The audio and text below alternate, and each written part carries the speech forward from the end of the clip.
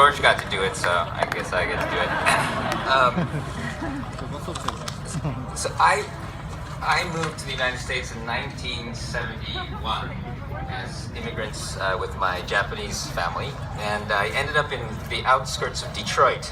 And most of you are probably too young to remember 1971, but that was when the Japanese car companies were putting the American car companies out of business. So I went to a school where I was the only Japanese kid, and half the school were unemployed auto workers' kids who used to chase me around and call me Jap and make machine gun sounds and occasionally would beat me up. And it took a while, but I forgive them because I think they just didn't know any better. But what happened was my parents were oblivious because they were both working at a company called Energy Conversion Devices.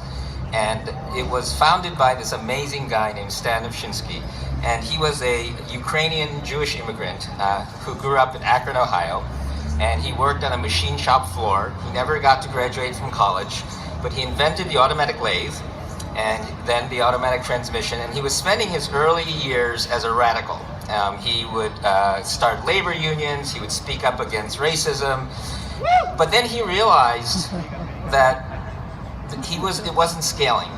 And in 1960, he created a company called Energy Conversion Devices. And he believed that the inequities that he was fighting against, the inequities of information and the inequities of energy, and he actually minted a coin with this on each side, that this could be solved by science. So he dedicated the rest of his life to science. He studied neuroscience, and then he tackled this problem of these inequities. And so he invented the first amorphous photovoltaics, the nickel metal hydride battery, the first optical memories, phase change optical discs. He has over 400 patents, and several years ago was inducted into the Inventors Hall of Fame. But my parents were working in this wonderful company, and as a kid, I grew up with rooms full of Nobel laureates and pipe cleaners and styrofoam balls and people shaking them, talking about them and the molecules. But because we were in Detroit and because he came from the shop floor, we also had the unemployed machinists from the local factories working with us. And the machinists and the mechanical engineers with the tooling grease under their fingernails were just as important as the Nobel laureates in the inventions that we were making. And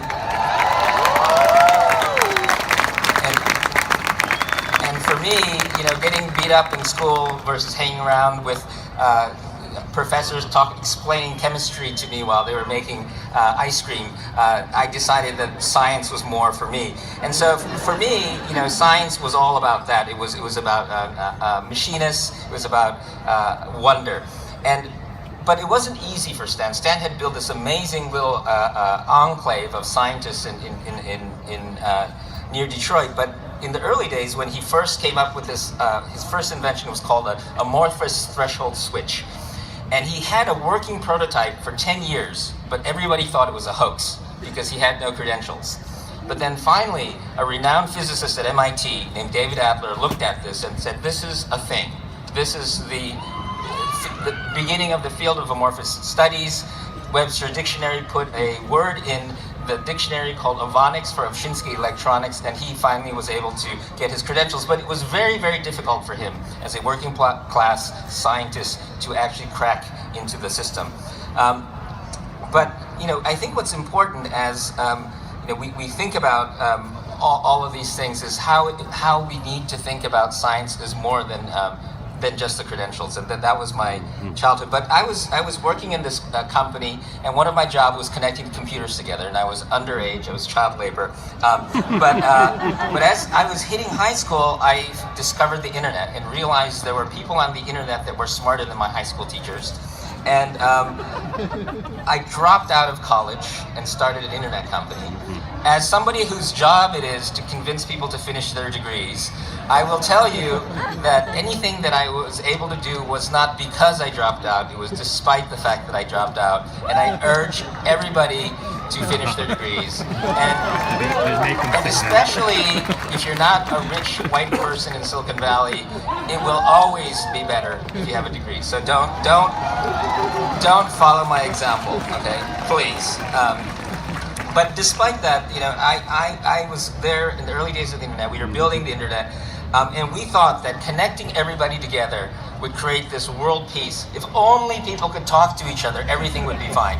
Sir Tim Berners-Lee created the web to connect academics together so that science could be free. So back in the 80s, we thought, we were at the dawn of an amazing new age of science. And it didn't turn out that way, as you know. And so, but it's amazing. Think about it. We have the world's knowledge at our fingertips. But about 40% of Americans still don't believe in evolution. Climate science is still considered controversial and political. And so I wonder, and I ask you, why do you think that is? And I think it's because we've left some people behind.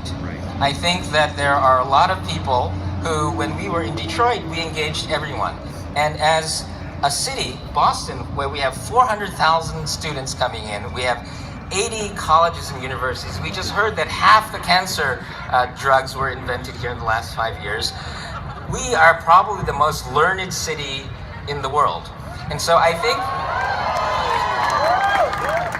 think it's our responsibility to make sure we're not leaving everyone behind. What's pretty, and in the 60s, remember back to the moonshot in the 60s, the president galvanized America under a dream of science. Everybody was into it. Even when I was in Michigan, I remember, because I was the president of the Model Rocket Club, there were still echoes of kids who loved science. Somehow that feels like it's fading. So I think that what we need to do now is, in the 60s, we had a president that created a call to action to pull the country together under science. This time, we have an attack on science. So this time, we shouldn't take that attack and cower in fear. We should take it as a challenge. We should take it as an opportunity. It's amazing. You've got all these scientists who have left their labs to walk out here in the rain. You've got all of these people who care about science marching all over the world. And, I think it's not only our opportunity, but it's our obligation to take advantage of this energy to come together. And so, if you are a scientist, or even if you're not a scientist, reach out to somebody in a different school. Maybe be adventurous and reach out to somebody in a different discipline. But maybe actually be really adventurous and reach out to the people who aren't here today, who aren't excited about science. But don't sit and argue with them. Share your passion. Get them to join the team, because that's the way. And I think the trick is we've got to come together under a passion for science rather than fear, fighting, and arguing. And I think we can do it. Thank you.